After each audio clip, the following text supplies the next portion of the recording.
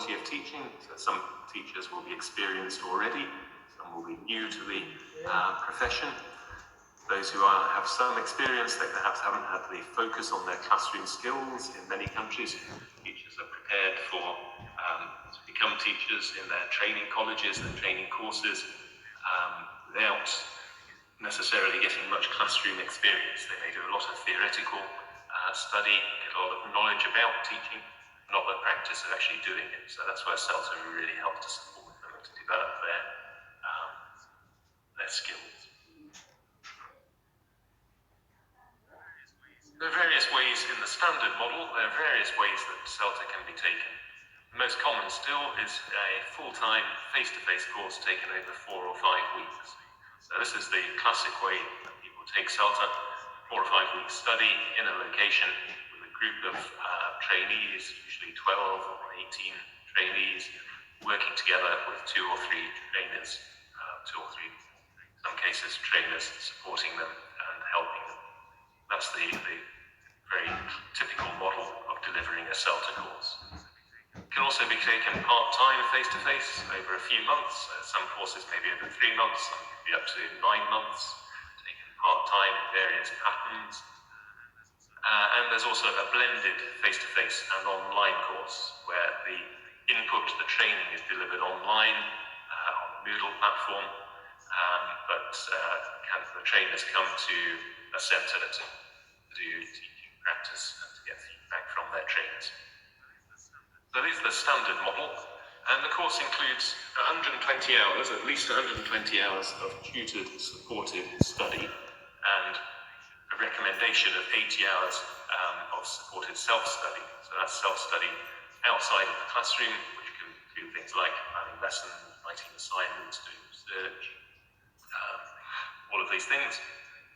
In total, it's around 200 hours. So as you can see, if you're doing that in 4 weeks, it's a fairly heavy commitment. That's not something that you can do intensively while you're doing other things. However, many of us are not so busy at the moment, where we're locked in our houses, so have more time available to focus on these things. Broadly, what's it about then? It covers the principles of effective teaching and gives a range of practical teaching techniques. Crucially, it relates all of these to the hands-on teaching experience with real learners. So all courses involve the trainees working directly with real language learners right from the beginning. Really. So in most courses, in the first couple of days, trainees will get some experience working with real learners and then develop their confidence over the course.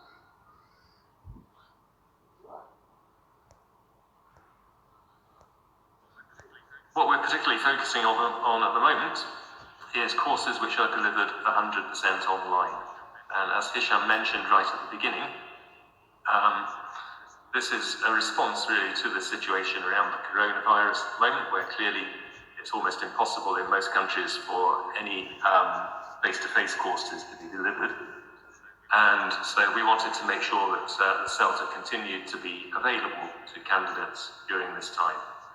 And so we approved a couple of changes to the way that courses are normally delivered. And those changes mean that courses are now delivered temporarily during the health crisis, are delivered 100% online. And that can be part-time or full-time courses. The changes that we made were that we allow all training to be delivered online, on an online platform, by the training centre, by authorised training centres, of course, still. And the teaching practice, rather than being with groups of students in a classroom face-to-face, can be conducted with groups of students in an online learning environment. So it's not one-to-one, it has to be with groups of learners still, so learners can work together, can interact with each other while the teacher is supporting. So the training can be delivered online by the same trainers, normally verified trainers for CELTA courses, by the same training centres that are authorised by Cambridge English. And the trainees observe experienced teachers delivering teaching online, and they get their own practice, their own hands-on teaching practice in these online learning courses. The feedback we've had from courses that have been running like this over the last few weeks, month or so now since we opened up this opportunity, has been incredibly positive. Some people were a little hesitant. Some of the trainers and trainees were unfamiliar with teaching English online. They've very quickly become familiar, and the feedback generally has been that the skills that teachers develop teaching online are not that different from the skills they need in the face-to-face classroom. So they're still working on very similar things. The skills are broadly similar. Of course, there are differences, which the trainers can highlight in the support that they're delivering, training that they're delivering. But the feedback from trainers and from trainees has been incredibly positive, so working extremely well.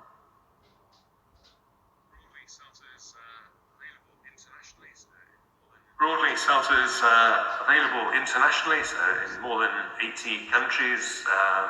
Take a CELTA course, there are authorised CELTA centres, around 350 or so CELTA centres that are running courses, and something like 1,000 courses every year in the standard model. Of course, things have changed somewhat in the last couple of months, but there are authorised centres available in most of the countries where you are.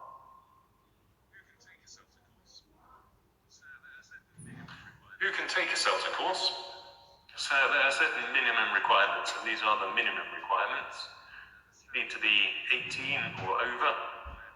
You need to have a standard of education equivalent to that required for entry into higher education. So that would be the kind of qualification you would need to begin a course in a university, is the absolute minimum.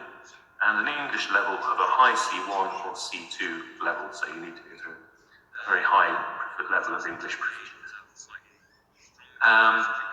Some centres may have slightly stronger or stricter regulations than this, requirements than this that they impose.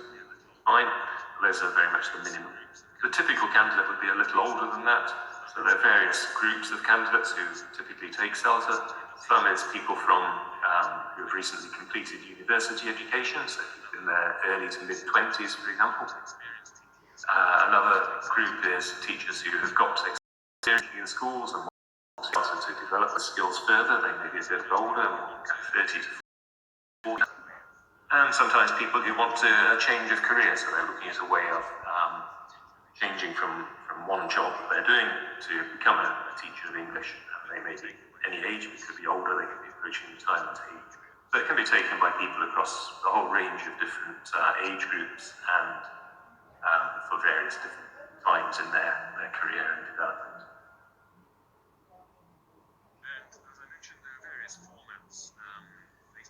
And as I mentioned, there are various formats, face-to-face, blended, and currently online, which you can take, but the core of the course remains the same. So studying the principles of effective teaching, learning the practical skills, and getting hands-on teaching experience. So however you take your CELTA course, you're still getting very much the same content.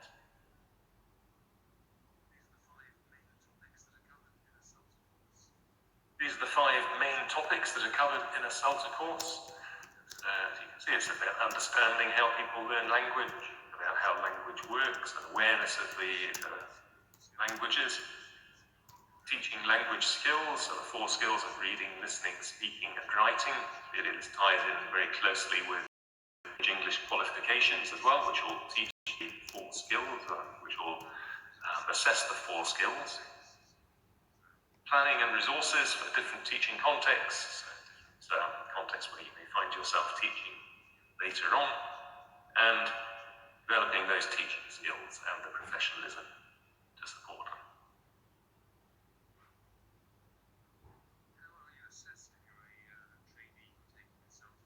How are you assessed if you're a trainee course? So CELTA trainees are assessed throughout the course, so it's continuous assessment. There's no end of course exam, there's no written exam as such. It's continuous assessment during the course, and it's based on your progress by the end of the course. Of the assessment, First one is, and the biggest one, is assessment of your teaching practice. So you're observed by your trainer, teaching students, real students, as I said, and you're graded on your performance over the course on that teaching practice. So it's very much an assessment of how you perform in the classroom skills. Alongside that, there are also 4 written assignments, focusing again on particular areas of teaching.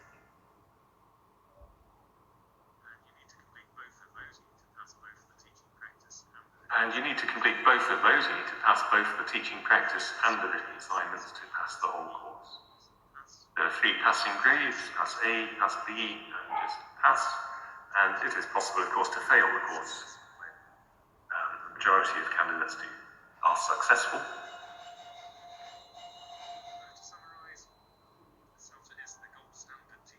So to summarise, CELTA is the gold standard teaching qualification. It's the one that employers ask for, and it can meet the needs of teachers in various different their career. It can be a new teacher with no experience, teacher who wants to develop their skills, particularly in communicative teaching. And perhaps they're used to teaching in a very teacher-centered way. They want to improve their more learner-centered communicative delivery of teaching. And CELTA can help them to do that, can help people to change career moving into teaching, and for people who need a recognised qualification so that they can apply for job opportunities. It's available internationally and it's recognised internationally, and currently for courses starting before the end of July 2020, as we've said, it can be taken in a fully online version. That is a temporary thing. That date may be extended. It depends very much how the situation develops over the next month or so.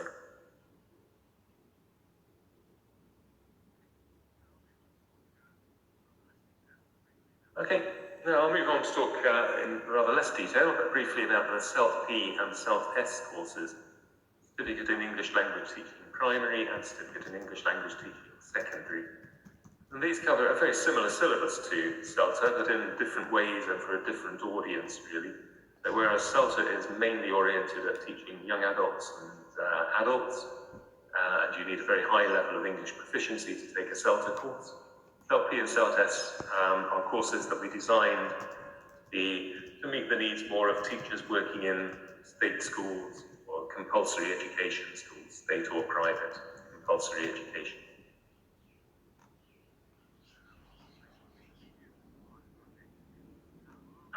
One place where these have been used is a large project in Panama, working with the Ministry of Education on a project, bilingual education project there, where around 500 teachers a year from the Ministry of Education have been taking these courses. And they've had an extremely positive reaction to the course. They found it's helped them enormously with their teaching, developing, again, those communicative language courses, giving them more choice of how to teach, options for how to teach their learners, and the feedback from the learners has been very positive as well.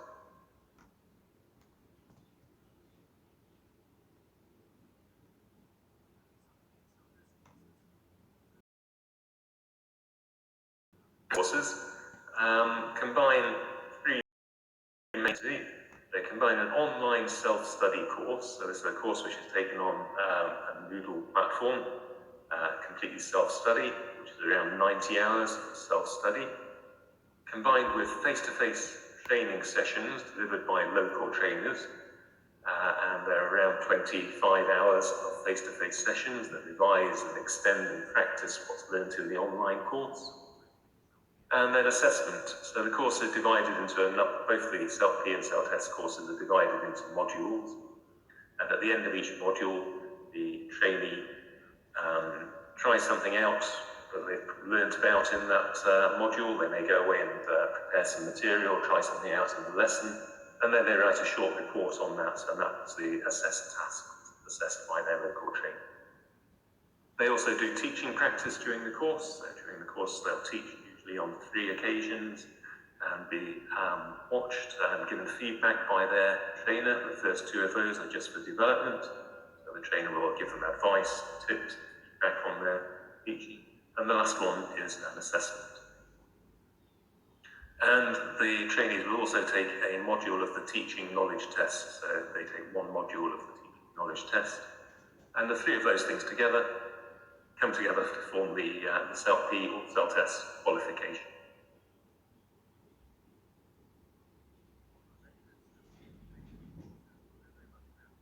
What are the benefits of taking these courses? They're very much about developing practical classroom skills, similar to CELTA in that way. They're largely delivered online with some face-to-face support, so they can be delivered to larger numbers of teachers. As I mentioned, in a case like Panama, where they're being taken by 500 teachers over a year. They're using local trainers' skills, so that we have a course as well to help develop the skills of local trainers to support people taking these courses. They're accessible, so the trainees don't need to have such a high level of proficiency to be able to take CELP and CELTES. Whereas for CELTA, trainees need to be near native speaker level, really a high C1 to C2 level. For these courses, the minimum level is B1, so it's much more accessible to teachers. And they're very flexible in terms of schedules, usually taken part-time rather than full-time, often over the course of a school year.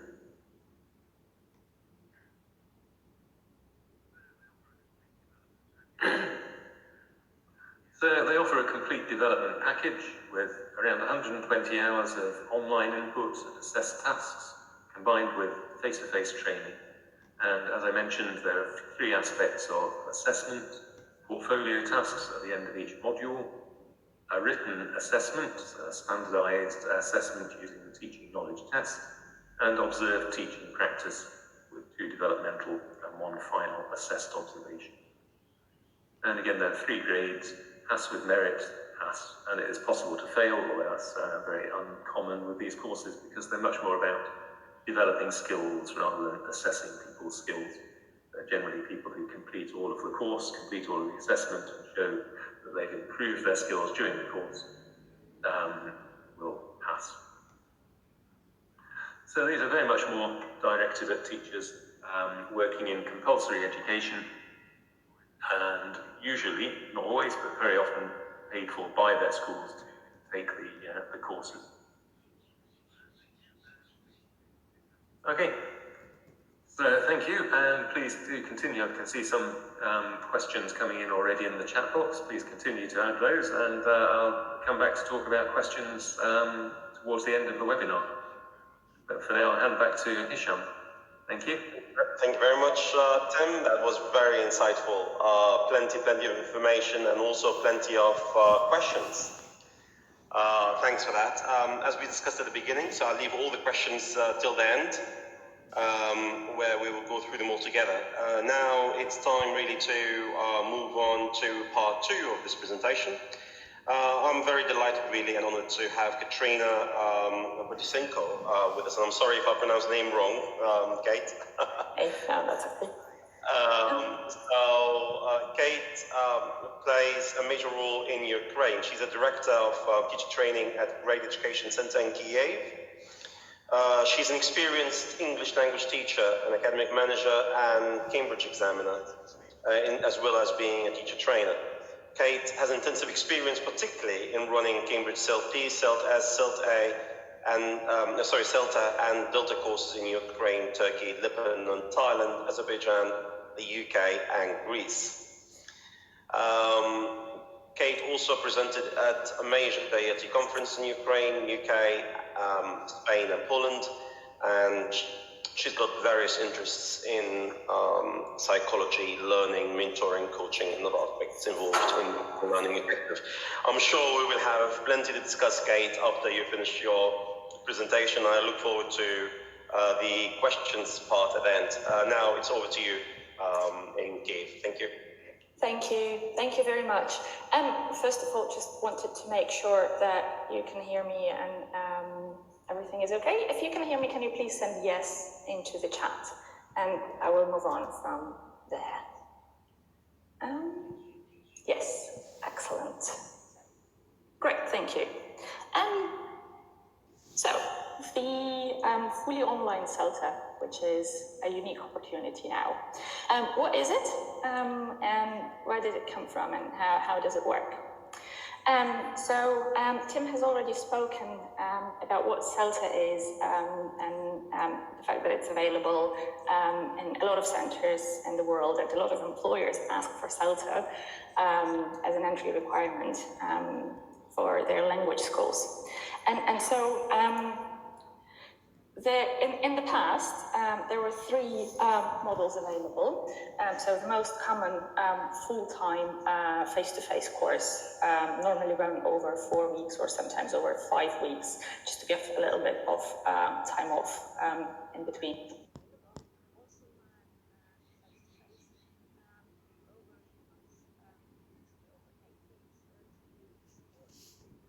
Or even longer than that. And also, we have the part-time blend of the face-to-face and online. We call it, in the past we used to call it online CELTA, though now we call it blended CELTA.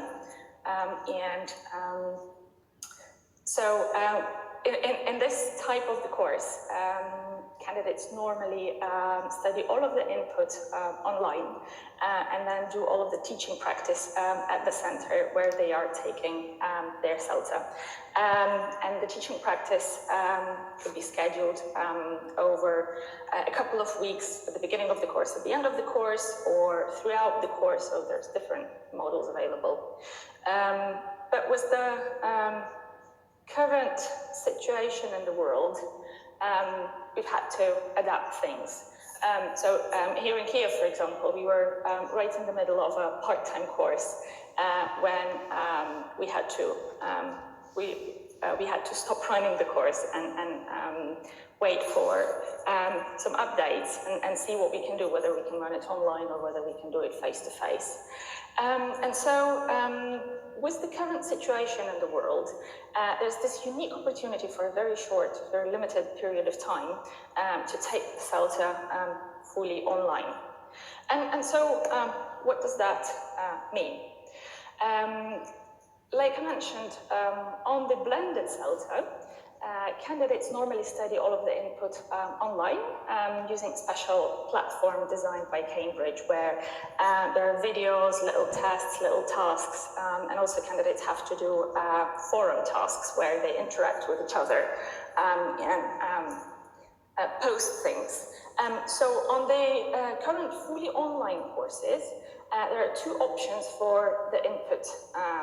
So input can be done using the Cambridge platform or can be done using the center's input. For instance, what we did here is we moved all of our input online, and obviously using Zoom, the most common platform. So we basically took our 18 candidates and moved them into Zoom and did all of the input online. So the full-time online, fully online course, which can be done over 4 or 5 weeks, is basically the same as the full-time face-to-face CELTA done using Zoom or a similar platform. A lot of questions pop up, such as what are the criteria for teaching? Because as part of CELTA, you are observed, the candidates are observed when they are teaching. And there are criteria such as monitoring, where we want to make sure that the teachers are looking into the students' papers and are actually noticing what's happening there. And so all of the same criteria apply. The beauty of the online course is that we get a chance to see how it works online and also discuss how it could work in the face-to-face model. A typical CELTA course, what does it look like, and what does a fully online CELTA course look like? So normally on the course, there's 12 candidates working with 2 tutors. That's the most standard model, which means that candidates break down into smaller groups, and 6 candidates are working with 1 tutor for the teaching practice, feedback, and assisted lesson planning. And then they switch halfway through and work with a different tutor. On a typical small CELTA course of 12 candidates, each of the candidates gets a chance to work with 2 tutors for teaching practice and for feedback and assisted lesson planning, and basically everyone during input. There are bigger courses as well. The maximum number on one course would be 24 candidates, and this would involve a minimum of 4 tutors, which is a very common question. A lot of the candidates ask, will I get enough attention from my tutor, and will I be able to interact with my tutor? And the answer is definitely yes, because the groups are smaller, and the tutors aim to give as much attention to their candidates as possible. A typical CELTA day, what does it look like?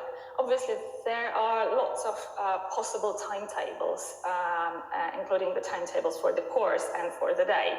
I'll just mention one and talk about how a typical day is organized on a full-time face-to-face CELTA, and how that applies to the full-time online CELTA. Imagine a typical Wednesday where candidates come into the center for around 9 o'clock and have consultations with the tutors where they can discuss any questions they have or submit their paperwork, such as lesson plans, written assignments, or anything like that. And then there's this half an hour for that. And then from 9:30 till 12, there's this teaching practice slot, which is personally, I think, one of the most important parts of the CELTA. And so then after lunch break, because we all need lunch, obviously, the candidates get together with the tutors and discuss what worked in the teaching practice, what didn't work, and how things can be improved. And after that, there would be assisted lesson planning, in which the candidates are given support for the teaching practice they have on the following days. And one common question I get from a lot of candidates is, can I teach anything I like? So if a course starts on Monday, will I be teaching on Monday? And can I teach anything? And the answer is no.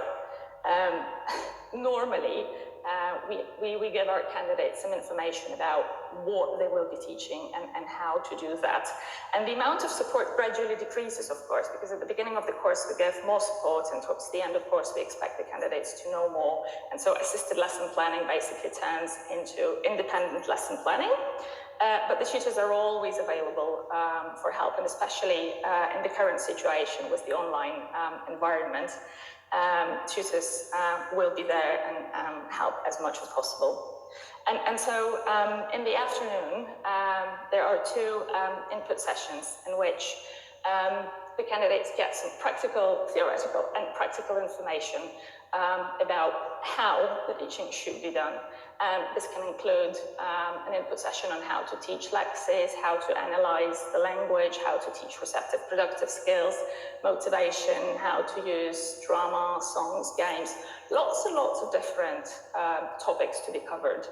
And those input sessions are very, very practical. So when the candidates get some information about how to teach lexes, they get a chance to practice this immediately, and so that the next day they go into their classroom and they have already tried doing that. A typical day with a timetable like this would finish at 6 o'clock, and then from 6 o'clock onwards, we normally say that there should be nothing else planned, and the candidates should dedicate all of their time to CELTA. Because there will always be homework, and that can include planning the lesson for the teaching practice slots on the days that follow. This could be doing some recommended reading, writing up written assignments, correcting their written assignments, and so on and so forth. There's lots and lots of things to do on a CELTA course, and so we say that this is totally antisocial month in which candidates should dedicate all of their time to this course only. Luckily, a full-time CELTA course only lasts for 4 or 5 weeks, so it's not forever. So that's what a typical day will look like on a full-time face-to-face CELTA, and which is about the same as a typical CELTA day on the online, fully online full-time course. So if we take a fully online full-time CELTA course, it would last for 4 weeks, and candidates would be taking classes from Monday to Friday, and every day would be about the same and would follow this timetable. And I just wanted to say a couple of things about those particular slots, including teaching practice, feedback, and assisted lesson planning, because of course there are some differences between how this is done on a face-to-face CELTA and on an online CELTA. So the teaching practice slot will look like this. Again, there are different options available, and this is just an example of how this can be organized. So say there are 6 candidates in the TP group working with one tutor. So in the morning, around 9:20, we all get together in the Zoom room, and the person teaching first would be getting ready for their teaching. This can include sending the materials to the students or uploading them onto Google Drive, or sometimes I know that some candidates want to create a WhatsApp or a Viber group with their candidates, with their students, and share the materials there. So at the moment there's those different options available. And so from 9:30 till 10:15, there's a teaching practice slot for the first candidate, which is in my picture, that's the first person, Anna. And while this person is teaching for 45 minutes, the other 5 candidates in this teaching practice group would be observing and making notes on what worked, what didn't work, and how things can be improved. Maybe some questions they might want to ask, and any other things. And the tutor is also there in the same Zoom room, also observing the lesson and making notes on what's happening in the classroom.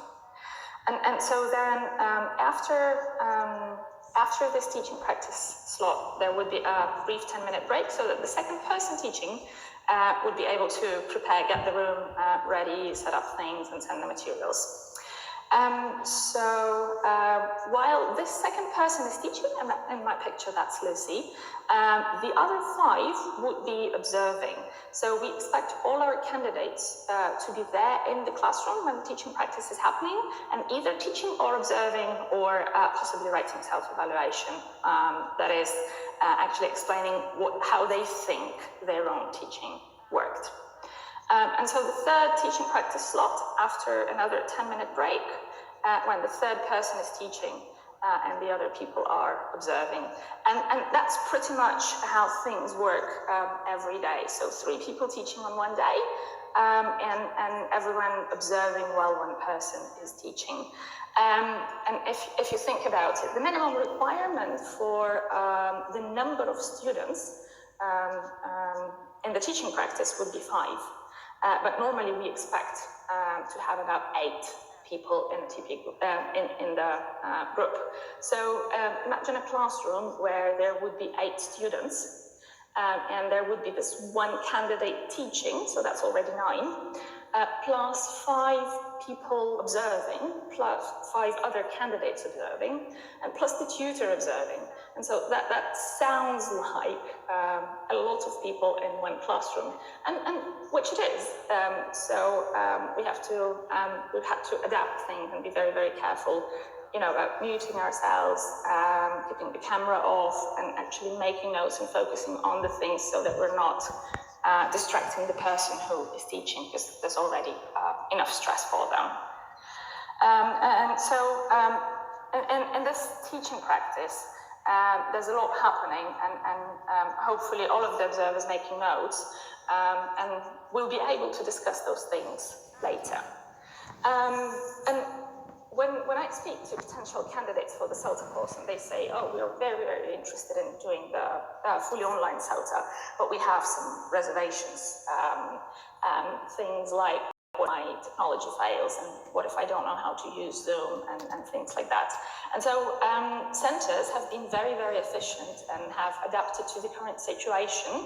And some things we do, some things centers do to help the candidates do the fully online CELTA successfully is, for instance, providing candidates with some training how to use Zoom. So like before the course starts, centers will send written instructions on how to use the online platform, and will probably set up many individual trainings with the CELTA candidates so that, you know, we at least show how to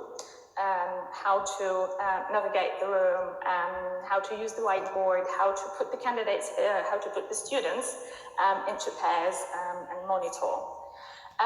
Centers will also instruct the TP students on how to work with Zoom. Because in a lot of cases, we get the students who come in and they don't know how to use this platform. And I'm sure a lot of us have experienced this. When the lockdown started, we had to move all of the school's operation online.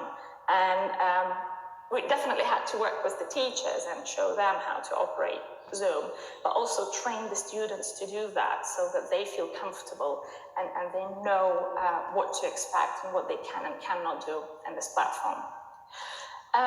Also, on the fully online CELTA course, before the candidates start their teaching practice, the centers are obliged, they have to provide the candidates with an unassessed teaching slot in which the candidates would try out different tools and techniques and see how to use the online platform and get some feedback from the trainer, because the trainer is also there, the trainer is observing this lesson, but not giving the actual grade, but making suggestions and recommendations. And this is also when a trainer can step in and show how to do different things in a softer and unobtrusive way. Also, some centers provide the candidates with a recording of a lesson in which the candidates see how the teachers actually do that.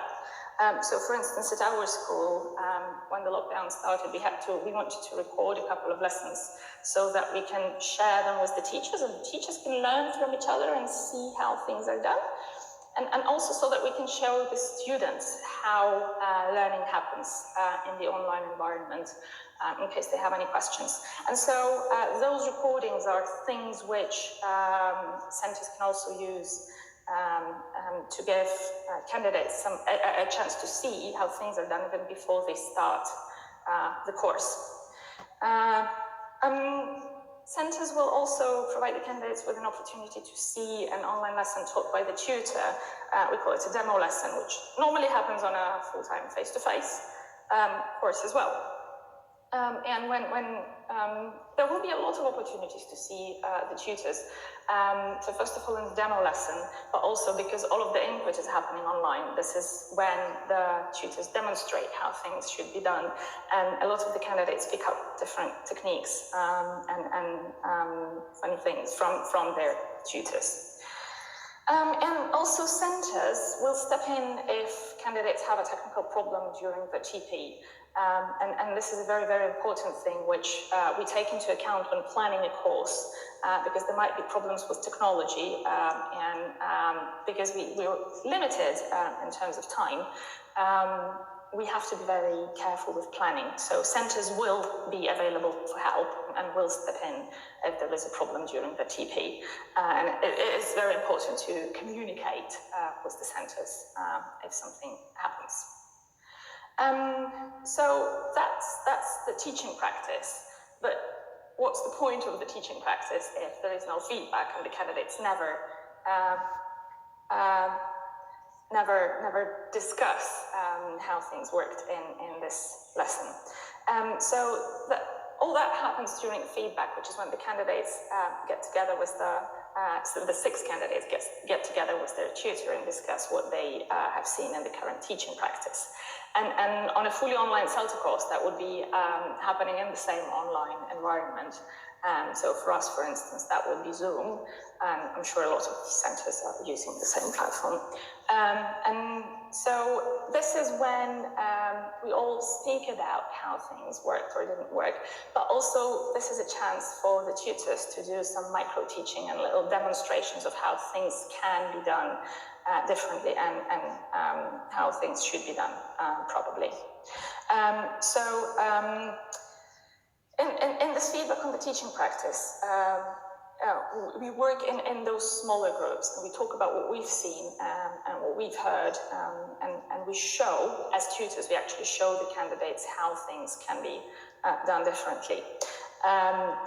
At the end of this session, all of the candidates who taught on the day also get written feedback. Normally on a face-to-face course, this is handed to the candidate, this is given to the candidate, but on a fully online CELTA course, this is obviously sent to the candidate. And the written feedback would include things such as strengths in planning and strengths in teaching, and areas to work on in both planning and teaching, and also an overall summary of how successful the lesson was, that is to say, whether it was a stronger or a weaker lesson, and things like that. And also some more detailed comments possibly on the stages, techniques, and some suggestions from the tutor, and so on. And this is this valuable piece of paper which the candidates take home and read, and then work from there to improve.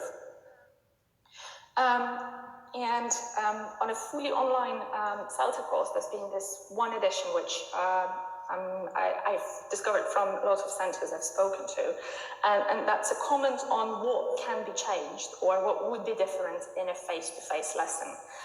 So say monitoring, which I mentioned earlier, is a very important technique on CELTA and in teaching in general. So when we give our students a task, a simple gap-fill task, we want to see how they are performing, and we want to see whether they are making mistakes or not. So in a face-to-face classroom, we would be moving around, looking into their papers, hopefully unobtrusively.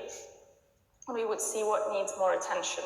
But on a fully online CELTA course, obviously we cannot do that. So a tutor would make a note, a tutor would point out that this is how monitoring could be happening in a face-to-face classroom. And this will definitely be mentioned in oral feedback and will be written in written feedback. And so this is followed by assisted lesson planning, which is when the candidate get support in terms of how and what they should be doing in the teaching practice that follows. And depending on the model of the course, the time in the course, and the candidate's performance, this can be done in a group. So the tutor working with all 6 candidates and all of the candidates making suggestions to the person who's planning their lesson in terms of how they can do things. This can be done in smaller groups. So remember, because we have 3 people teaching on one day, sometimes trainers choose to work with those 3 candidates who are teaching on the day that follows on the next day, and they discuss things with those candidates. And the other 3 candidates can be working on their written assignments, planning their own lessons, or again, participating and giving ideas. And sometimes tutors might choose to do some individual lesson planning with some of the candidates. And so there are different models available, and there's a lot of flexibility in terms of how things can be done here. And in assisted lesson planning, candidates will get both some written support, we call them TP points or teaching practice points, in which we write our suggestions, and then we also discuss, we want to find out what the candidates think they will be doing and how they will be doing, and we prompt them to think in the right direction. And a lot of the centers are also using this time for rehearsal, especially if they choose to do assisted lesson planning in a group of 3 or individually, the other candidates who are not participating in the actual discussion and the actual assisted lesson planning can set up some time for rehearsal. So say a candidate can choose their study buddy, they can get together in a Zoom room, and the person teaching on the next day can try out different things, can, for instance, practice giving instructions, and the study buddy would say how instructions worked or would try and do this thing. And a lot of the candidates have reported that this rehearsal time is actually very, very helpful. And this is what they value a lot, because once they've tried something, especially if it's a complex task, once they've tried setting it up with their study buddy, they perform better in the actual teacher practice.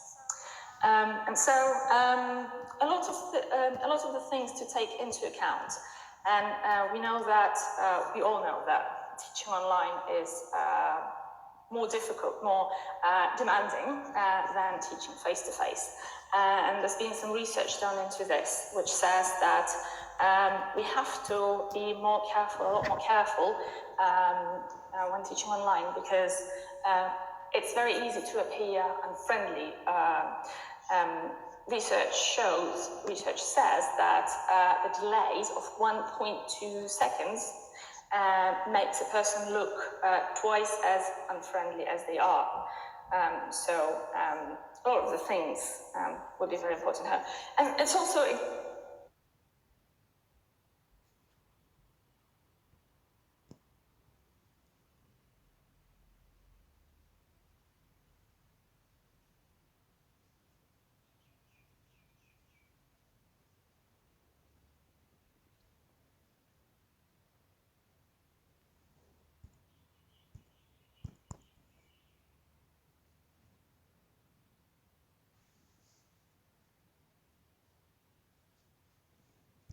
candidates. For instance, we understand that on a fully online CELTA course, everything is done using a computer. And so a typical question is, will there be any paperwork, and how do I deal with this paperwork in this online environment? And so the things the candidates absolutely have to submit is the 4 written assignments. Of course, they don't submit all 4 written assignments at once. They're spread over the whole course. And also some paperwork for each of the lessons the candidates teach. So like a formal lesson plan, their materials, analysis of the language they will be teaching, possibly some other things, a self-evaluation after the candidates have taught. And so a lot of the things to be done on computer. And there are different models available for this. And so centers can choose, centers have options to choose from. So for instance, on the slide, you can see a screenshot of a simple Google Drive. And this is like a Google Drive folder I've created for one of my candidates, where she has 8 folders for the 8 teaching practice slots. So she has to teach 8 lessons.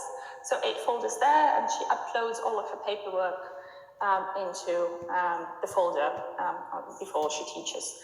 And there are 4 folders for the written assignments, where the candidate also uploads their document. And of course, if the candidates are not familiar with the software the center will be using, the center should give the candidate some support in terms of how to use this software, and definitely inform the candidate in advance so that they can set up a Google Drive. Because this is additional stress, and this is some additional work for the candidates, which makes it slightly more difficult. But the beauty of it is that along with learning how to teach, the candidates actually learn a lot of other practical things. For example, how to use Zoom, how to use Google Drive, and how to use all of the features, because in a lot of cases we use those things, but we use a limited number of the features available there. So using a Google Drive, or alternatively, centers can use the Cambridge platform, which I said can be used for input, and on the blend.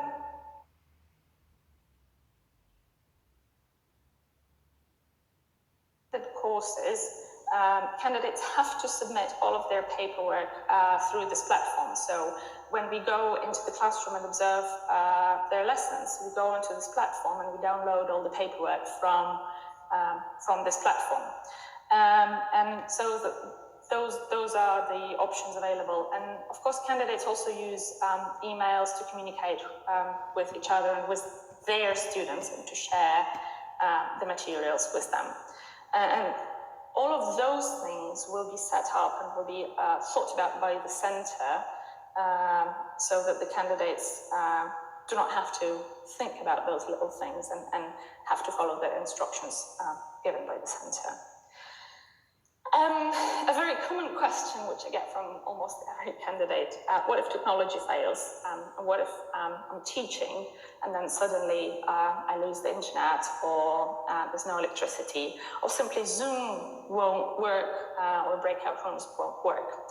And there's always your tutor there.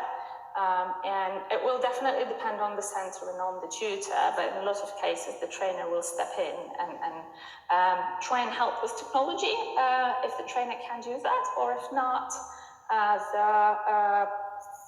the trainer will step in and probably continue with a little bit of teaching while the candidate is trying to fix that. There will be somebody at the centre who can help fix problems. Normally on face-to-face courses, there are IT specialists who help with printers, because we all know we always have a problem with the printer, and probably some other people. So candidates will have someone to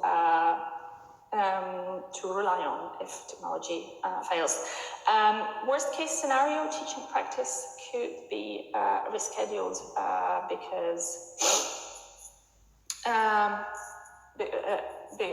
it's impossible to teach. And the way those fully online courses are planned, and those are that's the advice from Cambridge, is that we have to have some little days planned for those emergency cases. So those are things, and there's different scenarios possible, and we want to make sure the candidates are not stressing about that, because there's already a lot to think about. Another common question, and it's almost my final question I want to deal with, is will I learn how to teach in a face-to-face classroom when doing a fully online CELTA course? And the answer is, of course, yes, definitely, because all of the principles of the communicative methodology which we teach in CELTA are applicable to both a face-to-face classroom and an online classroom. And some people will say that it's very difficult to talk about a face-to-face classroom when you're actually just doing it online and you've not tried monitoring. Yes, that's true, that's fair, but it's possible to talk about how those things are done. And a lot of the candidates have some experience, some teaching experience, and they know how things could work in a face-to-face classroom. Right. And what will be written on my certificate is another common question. And as of now, I think what's happening is there is no difference in the certificates on the face-to-face blended online, full-time, part-time courses. So whatever course you're taking, you're getting a standard Cambridge certificate. And I think that's my final question I wanted to deal with. Yes, I will be happy to answer any questions later on at the end when we have the Q&A panel. And I think now is the time I will be handing over to Hisham. And thank you very much for this opportunity to speak to you. Well, thank you very much, Kate.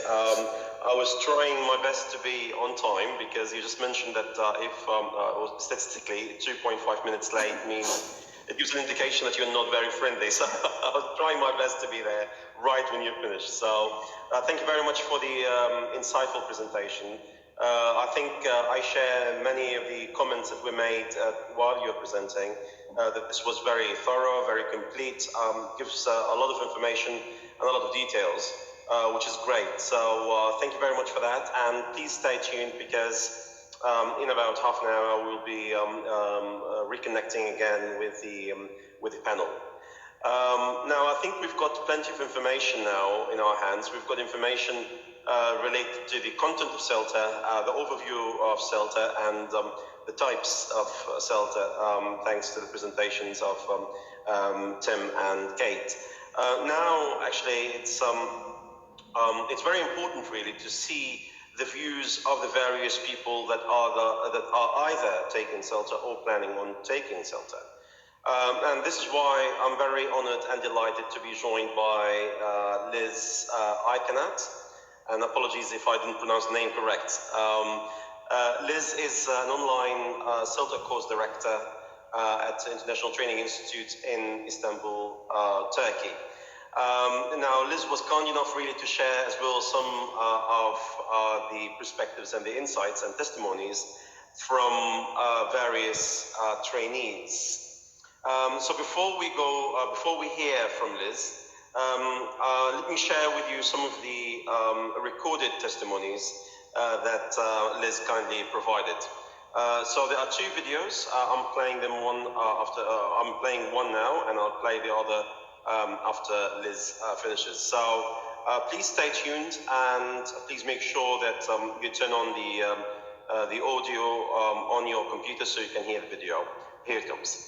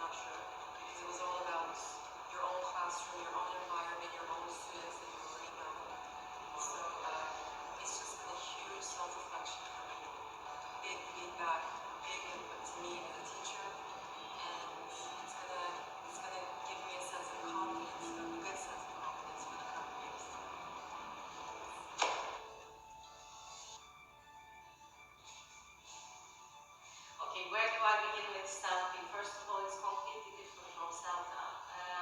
It's an online training, and it was my first online training. So it was the process was a little bit more relaxed and calm compared to the CELTA experience, at least from my point of view.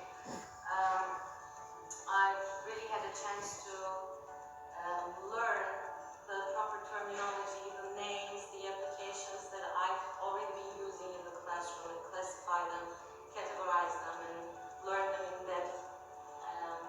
And I've learned a lot of theoretical information that I can use and practice in the classroom. And I've learned that I shouldn't give up.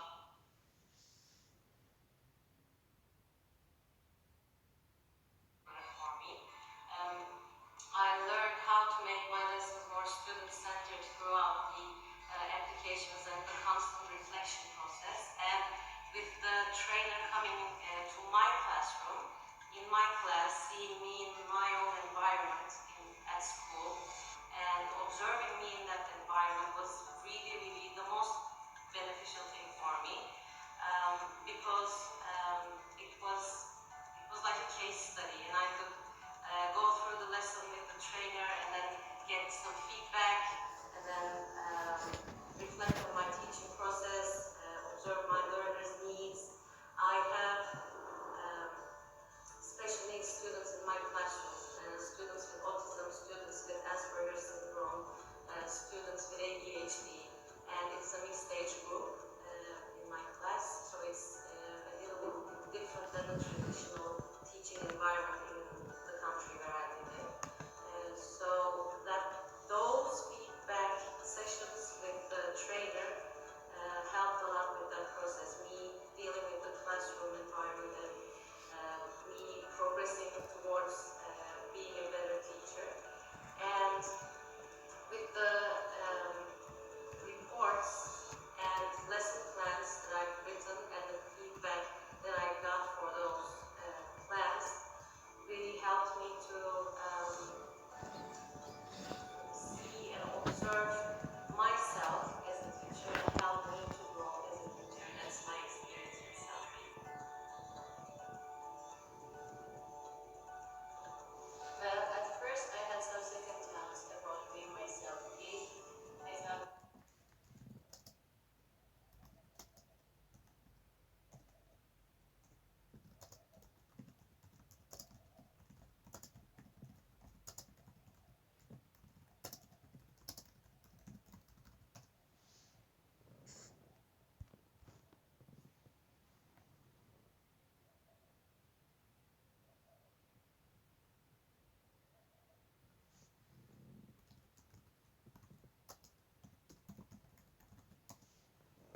she used to come to my own classroom. She would observe me there, and this is something that is really different from CELTA. You've got your own environment, your own students, so everything is really different. Guys, if you've got some doubts, if you don't know, okay, you've got CELTA, I don't know, Delta maybe, but you have some doubts about taking part in CELTA, please do it, because teaching adults is really different from teaching young adults. So you need to be expert in this, and selfie makes you expert.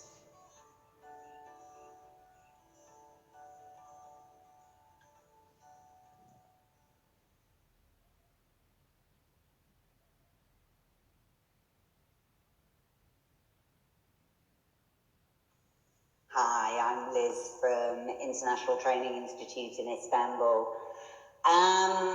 And thank you all for coming. I don't have any slides, I'm afraid. I wanted to talk about this. Can you hear me now? Can you hear me? I've got a few people saying no sound.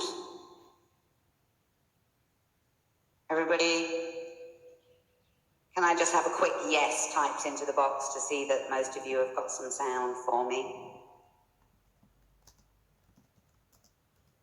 Hello. Hi. Great. I think I've got sound. Can people hear me? Sorry about this. Yes, okay. Sorry, so I'm Liz at ITI in Istanbul, and our experience was very similar to Kate's, except that we were just starting a full-time course. People had flown into the country to start the full-time face-to-face course, and we went into lockdown. And not only were we in lockdown, but they were unable to get flights home. And we had a clear commitment to our trainees on the course to run it. So we adapted our course. It was originally going to be a 4-week course, but we decided to adapt it to 5 weeks to make sure that people had the time, and we moved all of our input sessions online using Zoom, and then spent the time during that using Zoom for their input, but also to prepare our trainees to use Zoom before we started the teaching practice. The teaching practice, we then trained our students. So we took a lot of time to train the tutors, to train the students, and to train the CELTA teachers. And we had same hiccups as everybody has, sound problems, all sorts of things. But the upshot of it was that we found when we were actually starting the teaching practice what we were seeing in the classroom, in online classroom, was very similar to what we were seeing in a face-to-face classroom, perhaps without the movement. The trainees on the course were learning the skills that they're supposed to be learning on a face-to-face CELTA. They were learning how to give clear instructions. In fact, that was one of the things they learned most quickly. They learned how to operate the platform. They learned how to manage a classroom in an online situation, moving students into groups and pairs, thinking about how to check understanding, how to present practice skills, how to present language. And as Kate said already, every single lesson we made a point of coming back and reflecting on how that would work in a classroom, what you would do different, whether the seating would work, whether the instructions would have worked, and all those issues that were important. What we also found, which was very pleasing, because we brought in our students from our normal face-to-face teaching practice. They, like us, were all at home. They had time on their hands. We invited them to come and join our teaching practice groups. And it was quite entertaining to begin with. Some of them didn't know how to sit. Some of them sat about a mile away from their computer because they thought they were watching TV. So we had to bring in all the skills of arranging how they should be sitting. Do they need pens? Do they need pencils? We had grandchildren running in to sort out people's technical problems. It was a lot of fun, but what we found most pleasingly was that the students were learning. As we went through the courses, as we went through the normal process of teaching practice, our students were making progress in moving from quite a lot of Turkish, especially with the low-level students, as they didn't know how to move around the platform, into using English in pair work, in group works, studying, thinking about the language that they were using. We saw them reflecting all the skills that we would normally expect in the classroom. People have been asking, and I've seen this now, we then had the full course, we ran it for 5 weeks and it was successful. We're now on to our second batch, and this time we have changed the schedule. We got used to the idea that sitting for the tutors, sitting for trainees, it hurts your back. You need time for a break. So again, we've extended the program, and a lot of centres, we've been talking to tutors from around the world, are doing the same thing, building in more breaks. So now our standard full-time course is 5 weeks for the moment until we get back to school, which means that we can build in more breaks. We can build in a day when people have, so we're doing Monday, Tuesday, and then Thursday, Friday, so they have a break on Wednesday for lesson planning, to step away from the computer, and to take breaks. And we're spacing out the input, so we either have early starts and early finish, or a late start and a late finish. In terms of whether to do the full-time course or the blended with Moodle, we've said the same as we would say for all courses. The full-time course means people have to be available full-time, as you would if you were coming to a face-to-face course. So you can't do that 4 or 5 week course, even if you're working online, if you're also working at the same time. You need the time to study, you need the time to write lesson plans, you need the time to get ready for your class and to do your assignments. We're using the Moodle platform for the blended course, as we always have. We're doing it over an extended period, 10 weeks, and doing teaching practice a couple of days a week over a 5-week block in that. So those are the two things. Now, in terms of what the teachers get in the classroom environment, Kate talked about this a lot, but it was very important for us to make sure that teachers still get some sense of a full-time classroom, of a fully face-to-face classroom. So alongside the observations that we normally do, they have 4 video observations. In the past it was 3, but we put in an extra one. 4 video observations of practicing experienced teachers in the classroom. So they actually get to see that side of teaching. And we do live observations of the tutors doing the online classes at the beginning. So they get to see us with the platform. And as Kate said, we've also got this unassessed teaching practice, where you get to teach the students yourselves, using the platform and trying things out. In addition to that, with the training on Zoom, we've set up some micro-teaching. So teaching practice, so the trainees are divided into small groups where they go away and they try out the functionality of the platform, they try out ideas, and they take turns to teach each other something, maybe a reading passage for 15 minutes, maybe a grammar point, maybe some vocabulary, and then they come back to the main group and give feedback on how that happens. As with many centres, we have talked to trainers around the world, and we tried out different platforms for this.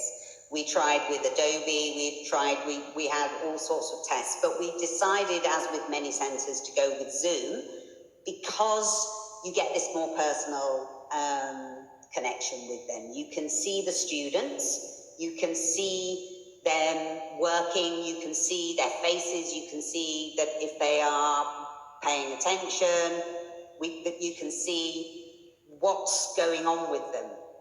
And that really helps reflect the online situation. We've kept the class sizes smaller. At our centre, our face-to-face courses are incredibly popular, and we normally get 20 plus students at the beginning of courses. We thought that would be many for people to have to cope with on an online platform, so we kept the number down, as Kate was saying, to about 8 or 10. And as Kate said, the tutor and the observers turn their cameras off so that they are not intrusive. And we've found that works very well. With a platform like Zoom, for the actual practical side of it, we hand over the host control to the person who is teaching, and the person who is, the observers turn their cameras off, and we are assigned as what are called co-hosts, which means that we can follow the teacher around the platform and see what's going on in the breakout rooms, in the group work, and so on. What we've also tried to build into this course is to reflect classroom management in terms of a classroom situation. We found that one of the things that was happening was that with the instructions, because of being on a platform, the teachers were giving instructions that were related to technology, such as you need to click on the invitation, join a breakout room. And we found that wasn't really preparing them to go into a face-to-face classroom. So we thought about how we could do this, and we found that with good preparation of the students in learning how to use the platform, that the language that they were using with the students on Zoom started to reflect the language that they would be using in the classroom. And the more confident they became, which really took 2 or 3 lessons, I think, and they're doing 8 in total, meant that they were able to bring in other techniques that they use in the full-time classroom, including bringing in some movement sometimes, getting the students out of their chairs, using visuals, using realia. The thing that we found was the most effective was the way teachers were adjusting their lesson plans. All teachers on any course are asked to reflect on their teaching and their planning from lesson to lesson. But we found that with Zoom, the trainees were really working hard to address any problems that they'd had in previous lessons. And so they were refining their materials, refining their lesson plans much faster than we see in a face-to-face environment. because they recognise the need for that.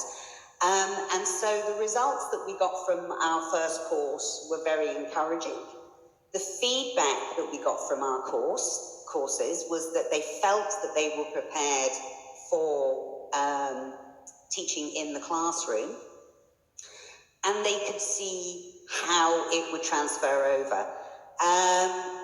I don't really have much more to add to this. This is from a very personal perspective, but I believe we have some videos of some of our trainees coming up who would perhaps give you their perspective on doing this, and then later on I'll be happy to answer any questions. Thank you very much, Liz, for sharing your experience with us. That's very much appreciated.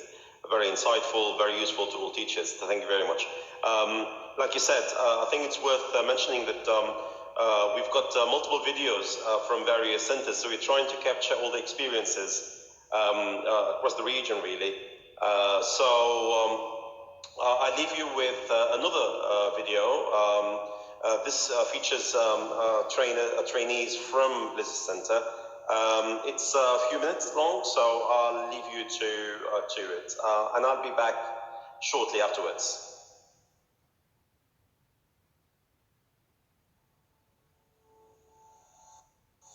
Hey, I'm Iman Al-Awfi. I did my Cambridge CELTA course at the National University, which is located in Muscat, from February to April 2020. I started my course as a face-to-face course. However, due to the COVID-19, we moved to a fully online course. But I really enjoyed. I enjoyed because it's afforded me a new experience day by day. And my tutors were very incredible. I was able to improve my skills in the methods of teaching English day by day as well. So I recommend my friends to take the CELTA course at the National University in Muscat. Thank you. Hi, my name is Anna. I'm Polish, but I've been living in Turkey for 12 years. I'm currently taking my CELTA course at ITI Istanbul, and I was supposed to go there to have my teaching practice. However, because of the current situation, because of COVID-19, we are all stuck at home, and going to Istanbul became simply impossible. Still, we managed to complete our 2-week teaching practice online on Zoom, and with the support of the tutors, both students and teachers managed to learn how to use Zoom effectively pretty fast. So the whole online teaching practice has definitely taught us a lot. First of all, we had a chance to practice various methods that can be used in the normal traditional classroom, like elicitation, drilling, CCQs, and in fact, almost everything that we discussed during the course was practiced. Another big advantage is the fact that you are at home, in your living room, on your couch with the lesson plan in your hand, so you definitely feel more confident and less stressed than in front of the class. The problems that we had to face were a little bit different, a little bit more Zoom related, but still we learned how to deal with the problems, how to stay calm, and how to modify our lesson plan if necessary. And there aren't many disadvantages that I can think of. At the very beginning, everyone was stressed about the whole Zoom situation, about how it is going to work out. But there are just a few things that you really need to learn and use to teach effectively. Another disadvantage is the fact that you have to stay still and sit in front of your camera, and for me as an energetic person it was quite hard because I like to move and I like to have my students move around, but still you can do it through the breakout rooms, and you can do it on Zoom virtually.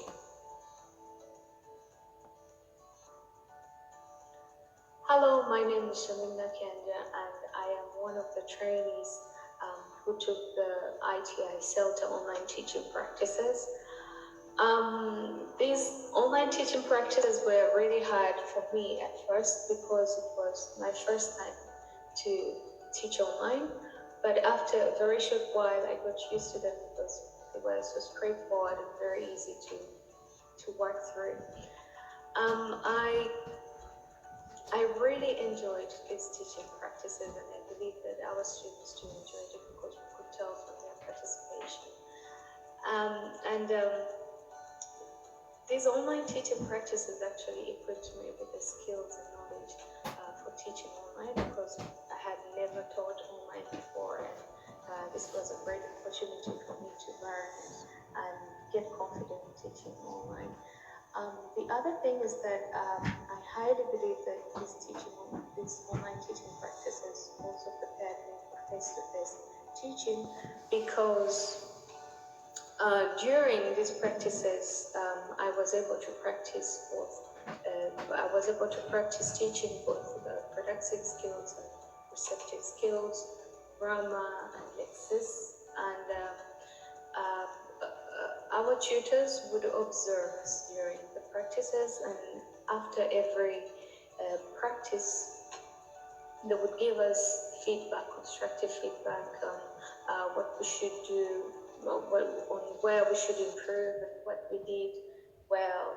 And all this feedback was really helpful in a way that we carried it on into the next lesson.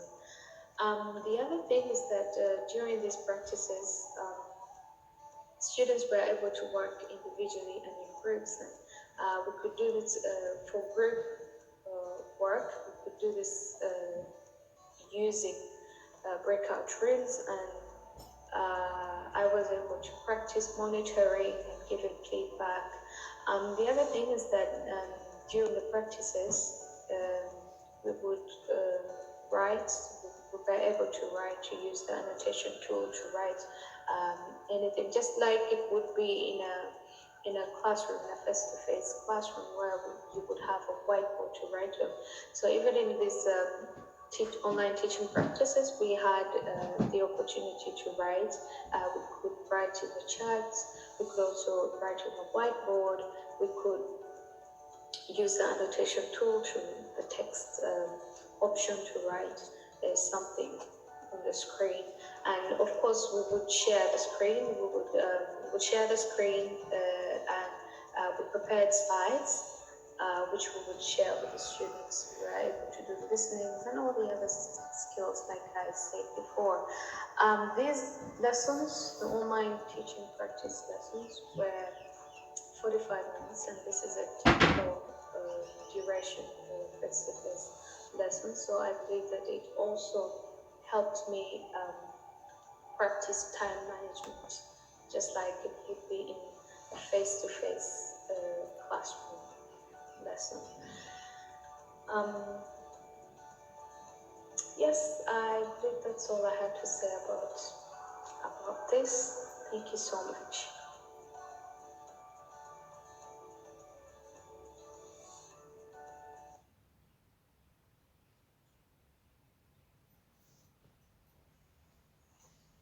Perfect.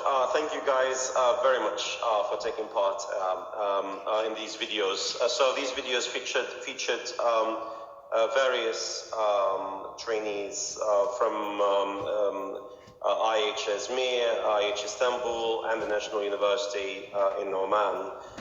So hopefully this gives all the people that are listening to us today some insights of the experience that CELTA Online offers. Now, I'm moving to the final part of the presentation, which is really the most interactive part. In this part, we are inviting all the speakers, and I'm also delighted to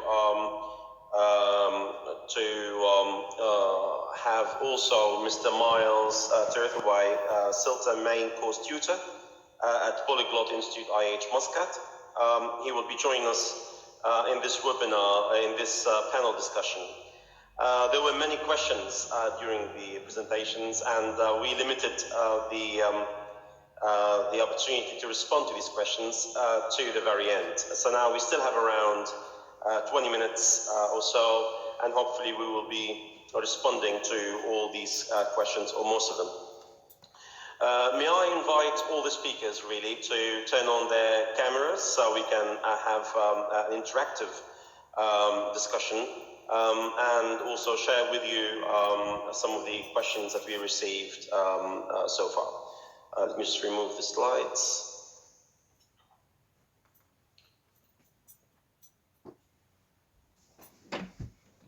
All right. Thank you really for the insightful presentations that you shared with us today. It was really, really interesting to see the responses. I've got a list of around 5-6 questions to each one. So I'll make the questions quite straightforward and direct. Allow me to start with Tim. So Tim, there was a very basic question to explain the difference between CELTA and DELTA. If you would like to shed some light on the differences in terms of the duration and the content. Yes, certainly. It's good to see lots of questions from everybody, so I hope we can get through most of them. CELTA is the initial teaching qualification that's usually taken by people at the beginning of their teaching career or when they need to do some relatively initial training. DELTA is at a higher level. It's equivalent to the beginning of a master's course, and it's usually teachers with more experience. So most teachers would have a minimum of 2 years teaching experience before they take a DELTA, often more than that. So it goes into a lot more detail on the UK qualifications framework. CELTA is at level 5, which is similar to an undergraduate degree level, and DELTA is at level 7, which is equivalent to the first year of a master's course. Yeah. And both of them, Tim, are Ofqual regulated, and they carry credits, official credits, because one of the questions that was asked as well here, can they basically move or use these qualifications to get a full master's? Yes, there are some courses which offer credit for DELTA, mainly in UK universities, but also a few in other places. It varies from one university to another, so you have to research that too. On the same point as we are talking about this, another question about TKT and the difference between TKT and CELTA. TKT is a very different thing in that CELTA, DELTA, CELTA, CELTA, the other things we've been talking about today are all courses leading to a qualification which involve focus on real classroom teaching. TKT is a teaching knowledge test. It is a test, so you can prepare for TKT any way you like. You can prepare on your own, take a course, and then it's a written test. So it's a short written test for each of the modules. It doesn't involve a practical classroom. So it's very different in that way, but it's very much more accessible. So, whereas these courses involve a big commitment of time and work, TKT is much more accessible really to the majority of people. Perfect, thank you very much. Now, moving on the same theme, but slightly more focused on the theme of this presentation. So one of the questions was talking about CELP and CELTA being offered 100% online as well. Yeah, the CELP, CELTA, and most of the courses online anyway. They can generally be taken online. The only thing that we usually insist on having face-to-face is the final assessed teaching practice. And in most cases, that can be done online in the current situation. Yeah. One more question on the same theme. Can somebody take DELTA without taking CELTA? DELTA, taking CELTA? Yes, they can. In fact, I took my diploma. I never took a CELTA myself. So yes, they can take a different qualification. As long as they meet the entry requirements for DELTA, then yes, they can. Perfect. I'll move to Miles, and thanks Miles for joining us today. I mean, it's really a pleasure to have as many people from different parts of the world as possible. So you're joining us today from Muscat. Yes, and you're running this course. I think you started running this course a few days back. So would you be able to share some of your insights as well with us? Okay, about 2 or 3 weeks ago, or maybe 3 or 4 weeks ago, we were running a part-time CELTA, and that had to stop, and we had to take 3 of our teaching practices online. So that was interesting. It was very stressful at the beginning, and So we got the advice from Cambridge that it would be allowed to take the teaching practice online, but so we had to speak to the students first, or the trainees first, to see whether they wanted to wait and do their teaching practice later, or go for the online option. And they went for the latter. And it was amazing. Most of them were, or I'd say all of them were very positive about the moving online. Initially, we had an informal discussion on Zoom with them for the first time. And we had 2 or 3 sessions before we even started getting back online. And the trainees themselves were giving workshops. There was one trainee who went out and learned a lot about Zoom. She sent notes, and of course it became very productive. And then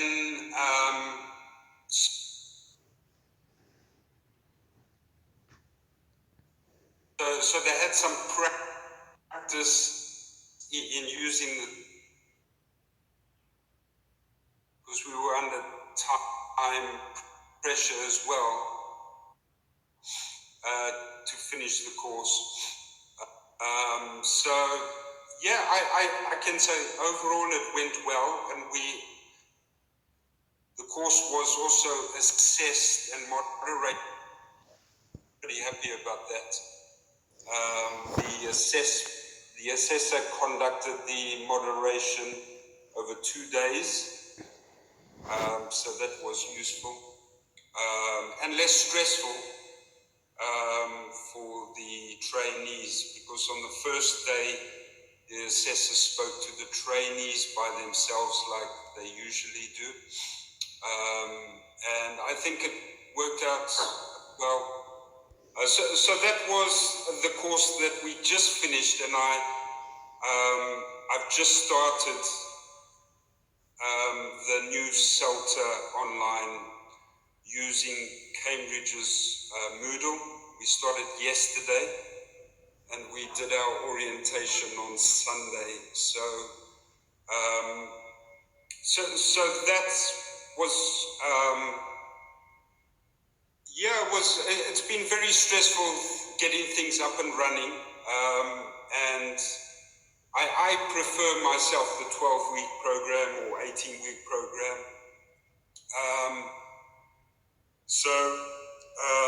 But the important thing is when you interview the students, and Cambridge is making this a requirement if I'm right, Tim, is that the trainees need to be informed of the differences between face-to-face and online teaching. And I believe that is the way forward. As Liz was saying, that we encourage centres to always talk with their trainees about how they would do things differently if it was in a face-to-face classroom, to make sure that they're fully aware of any different approaches that would be needed in the face-to-face environment. Yeah, I think that's a crucial point. I think that's really, really important, because a lot of the questions that basically we got out there, and a lot of the inquiries that we receive on a daily basis, is that basically, are we really talking about the same CELTA here? Are we talking about the same content, the same material, the same delivery, and most importantly, the same quality assurance? So if we can shed some light on these 2 points, really, I think that's really critical. Just say a couple of things about that. For one thing, some of the questions I saw earlier as well about how does the course vary from one centre to another. From Cambridge, we provide the syllabus, we provide the moderation of the course, but centres develop their own actual course that they deliver. So there is some variation between one course and another, but they all reach the same standard, they all meet the same requirements. In this case, it's the candidates will get the same certificate at the end of the course. There's no different certificate for the online-only version. So the certificate doesn't mention that it's online, does it? No, that's exactly the same certificate regardless. And I've kind of forgotten what I was going to say now. What was the... Sorry. Could you remind me, what was the question you were asking? Content. So the content, they varies from one center to another. The content can vary slightly, the way it's delivered, but the standard is the same. The course is essentially the same thing. The certificate is the same. And the fact that it's delivered purely online shouldn't have any impact at all on that. As I say, centres are very much encouraged to relate what they're doing in online teaching. I would say it develops very much the same skills. There are some slight differences, of course, and we encourage centres as well, and some centres are doing this, to offer a kind of, when they're in a position to do so, to offer a face-to-face lesson to their candidates as well, after the course. So that wouldn't be part of the regular course, but as a way of adapting to the normal type of face-to-face classroom later. So there's various ways that people can help with that, but I don't think it's a huge difference. Thanks, Tim. Liz, would you agree that basically, I think the most important element here in the content is the localization, or the importance of responding to the local, regional, cultural aspects of the course. So, do you think that basically the online course has taken this out? No. I saw as well earlier. No. I mean, we went through the criteria very, very carefully when we talked about doing this. Can you still hear me? I've got all sorts of panic buttons appearing at the top of my screen, and I'm not sure whether to panic. We went through the criteria very carefully, and Tim will know that we wrote to them and we went through, and we thought the only thing that we couldn't cover, which is one of the criteria about arranging the classroom according to safety regulations and things like that in the country. And so we can't do that. We can't ensure that the students in their homes are following any particular safety regulations. But we have seen the trainees take on that responsibility to, as I said, to get the students, as I said, we had some students who thought that they were watching TV and would sit like half a mile away from the controls. And they got them, it was their guidance that got them into the position to work together. They were giving the instructions.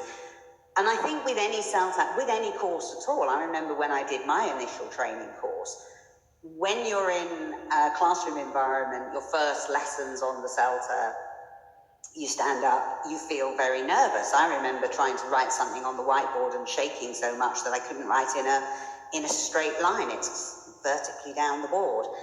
And when I started my first teaching job after I'd completed my course, I had the same nerves about standing in front of a student, a group of students that I didn't know.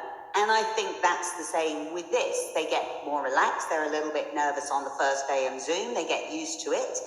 When they go into a classroom environment, if they don't have that experience before, you will naturally have the same nerves. But I don't think they're much different. Maybe tiny little things about being able to write physically on a whiteboard, that could be something. But what they have learned on this course is how to present materials. They've learned how to work with the local students. They still find out about who the students are. There are local students here in Istanbul. They found out what their interests are. They found out what their needs are. They found out who works to work well together, which groupings work well together, exactly as they would on an online course. So, yes, it's different. As Anna said, she likes standing up and moving around. I like standing up and moving around. I'm twitching around in my chair here. But we have found ways that they've got students to do that anyway. Yeah. So, and we are living anyway certain circumstances that basically we have to be adaptive to. So, very great insight. Kate, over to you. I mean, obviously, most of the questions were very similar. And most of the questions basically were asked there were very, very similar, mainly focused around the delivery of the course and the variation of the course. There were a couple of questions related to the fees, which I will refer to Tim back in a few minutes. But over to you, Kate. I mean, would you share, or would you basically agree that perhaps in these circumstances, this is the best option we have in our hands at the moment, 100% online CELTA? Yes, definitely. And personally, I'm not a big fan of online learning. I find it difficult. And I was a bit reluctant when we had to start doing that. And we obviously had to speak to our candidates as well, and some of them were reluctant as well. But the best thing about it is that in the modern world, quite a lot of our candidates are already teaching online, and they come to those courses with some experience. And when we just started, we were learning quite a lot of things from them as well, because everybody has their own little tricks they do in the classroom. But yes, if the candidates do this fully online CELTA, they get the basics of the methodology, and they learn how to do things. But both in a face-to-face classroom and in an online classroom. Though in a face-to-face classroom, they would still need to practice doing that. They would still need to try that out. But yeah, I mean, I'm happy to see that quite a lot of our candidates are moving, because we had enrollment for the summer, for the June and July courses, and quite a lot of our candidates are moving to the online courses, and that's good. That's good to know. Perfect. Thank you, Kate. I mean, it's a pity that we only have a few minutes left in this webinar. So I want to make the most of these few minutes left to answer specific questions related to the logistics and the structure of the course. So Tim, some of the questions we're asking about where can they take CELTA 100%. Online CELTA in various countries. I have a list that's coming up. One of the slides indicate a list in all the countries, but also there were questions related to the fees, how much these courses cost, and also if exactly as the same way that the content of the course may vary, does the cost vary as well, and does Cambridge have any say in that at all? Also, one of the questions that are feeding into the same thing is Cambridge ever going to deliver these courses directly, or is it always delivered through the centres? Yes, a few things to cover there. So the course, of course, is always delivered through our centres, so we don't deliver it directly ourselves from Cambridge, and there's no intention to change that, certainly.